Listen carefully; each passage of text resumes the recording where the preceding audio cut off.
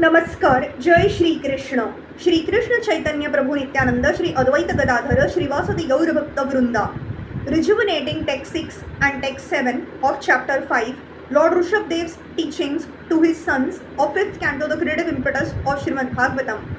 Text 6.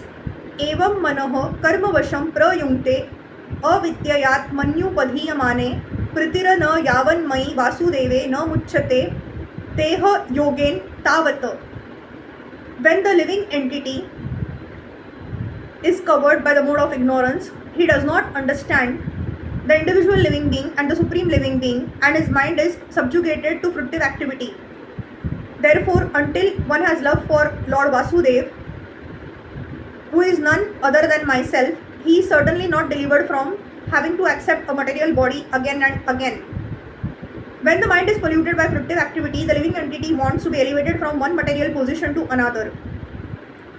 Generally, everyone is involved in working hard day and night to improve his economic condition. Even when one understands the Vedic rituals, he becomes interested in promotion to heavenly planets. Not knowing that one's real interest lies in returning home back to Godhead. By acting on the platform of fruitive activity, one wanders throughout the universe in different species and forms. Unless he comes in contact with the devotee of the Lord or Guru, he does not become attached to the service of Lord Vasudev. Knowledge of Vasudev requires many births to understand. As confirmed in Bhagavad Gita 7.19, Vasudevah sarvam iti sa mahatma sudurlabhah.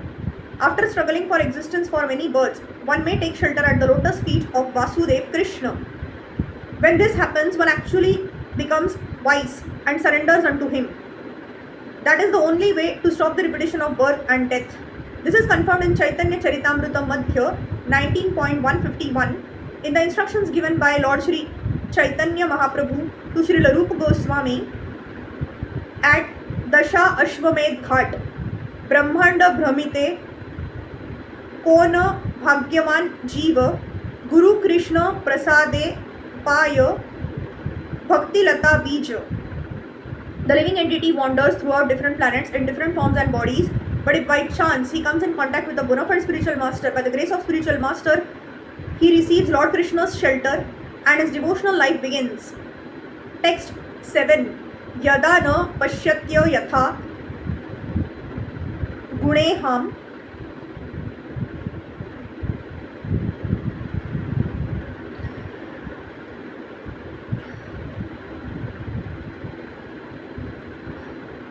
स्वार्थे प्रमत्तः सहसा विपश्चित गतस्मृतिर विन्दति तत्र तापा नासाद्य मैथुन्यम गारम ज्ञः.